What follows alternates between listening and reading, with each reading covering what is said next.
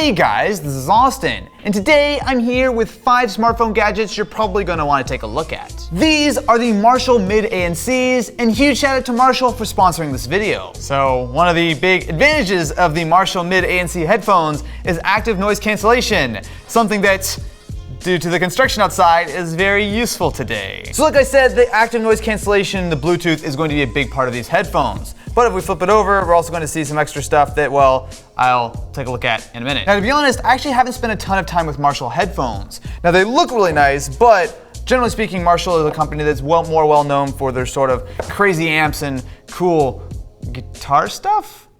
Actually, I mean, that's right. I'm not wrong there, right? Ooh, okay. So the first thing we see is an actually surprisingly nice carrying pouch. If I can get it out of the box. Yo! That is actually seriously legit. Okay, so these are going to be on-ear headphones as opposed to over-ears, so it's going to make them a little bit more small and easy to carry around, but wow, those look and they feel really nice. I mean, they've even got the sort of little brass logo here. You do have a headphone jack, but of course these do have Bluetooth. Wow, these actually feel really nice. So if you're like me and you're using a modern smartphone without a headphone jack, the idea that these have Bluetooth built in is definitely going to be a nice addition. And on top of that, it's also going to have aptX. So some phones will support this, and essentially what it's going to be is a higher bit rate and a better sounding Bluetooth connection. But of course, this will still work with pretty much any kind of Bluetooth device. That's really loud. Where's my active noise cancellation? Whoa. Whoa. That's crazy. It's like I'm putting my fingers in my ears. Like it just completely sucks out all the sound. So I know that these are using custom 40mm drivers, and they actually sound more balanced than I thought. So yes, it is a bit of a richer sound, and there's a fair bit of bass, but it's really not at the expense of sort of sounding really scooped like a lot of headphones, especially more hip-hop based headphones are.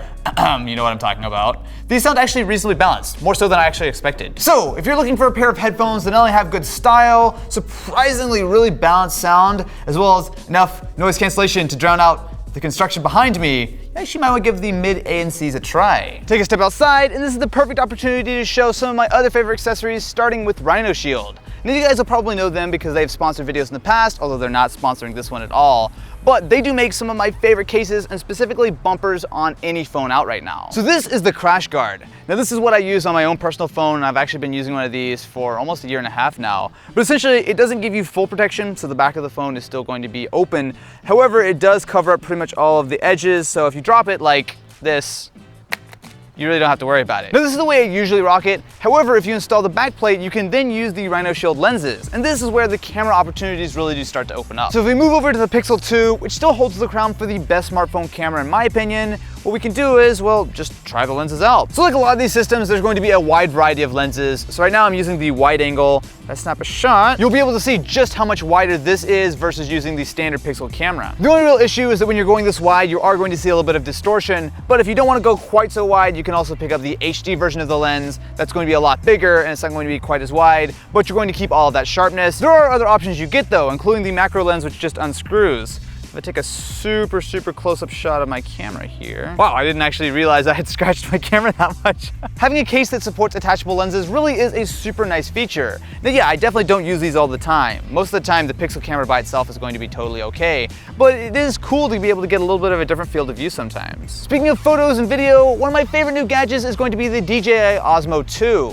Now there have been handheld gimbals, especially for the phone, for quite a while. What makes this a little bit special is that the Osmo 2 has actually come down a lot in price. This guy's now only going to cost $130. Still expensive, but compared to the last generation, which I think was like double that, this makes a big difference. So if you're not familiar with what a gimbal does, essentially it is a handheld stabilizer. So if I start recording on the phone here, what you're going to see is no matter how much I move around, it's always going to stay stable. So you can see I can move my hand and the camera basically stays in place. And what this allows you to do is get some really cool shots. So if I say, do a little 360 surround of Ken, get a shot of those sweet shoes, bring it straight up. What you're getting here is a super smooth image no matter really kind of how much you shake it. Obviously you shouldn't run with something like this, but if I kind of start walking backward, it looks like the camera's basically just going to be completely steady. So this is what footage looks like coming from the iPhone X in 4K on the Osmo 2. So even though I'm walking and Ken is segueing and probably about to run into a tree, you can see that the footage still looks nice and smooth. And why are you running away from me? No, don't. Hey. No, no, no. See, look how smooth it is. So now that we've switched over to shooting on the iPhone with the Osmo, the next step is to make sure that all of our devices are going to be powered. So that is where something like this comes in. Now, of course, there are tons of different battery banks that you can choose from, but especially when you're going to be powering lots of stuff like a full-fledged camera, so like your iPhone, and of course the Osmo needs to be charged as well. Something like this Anker power bank is going to be a huge help. So what I like about the PowerCore is that with 20,000 milliamp hours of capacity, it's going to be plenty for our phone, for stuff like the Osmo, for stuff like the camera. And on top of that, we are going to be getting 2 full-size USB-A ports as well as USB-C. And so with that, let's head back to the studio and finish up with the final item of this video. Now, something that's a little bit unusual, but actually can be really helpful sometimes, is an HDMI adapter. Now, on iPhone, it's going to be really simple. It's just a very small little lightning adapter. However, on Android, you actually have a lot more options. So it works pretty much exactly like you'd expect. So you've got a full mirror on your display, so if you want, you can play a game together. However, some apps such as Netflix will support a full screen output. There we go. So we have the iPhone just basically acting as a controller. We're going to be getting that full 1080p output here, basically turning this into an Apple TV. Now, this might not seem crazy useful, but it is nice to have one of these around in your bag if, say, for example, you want to be able to use your phone to output video to a TV. However, on the Android side of things, it's a little bit more exciting. So thanks to the magic of USB-C, you can use things like this Aki Usbc Hub.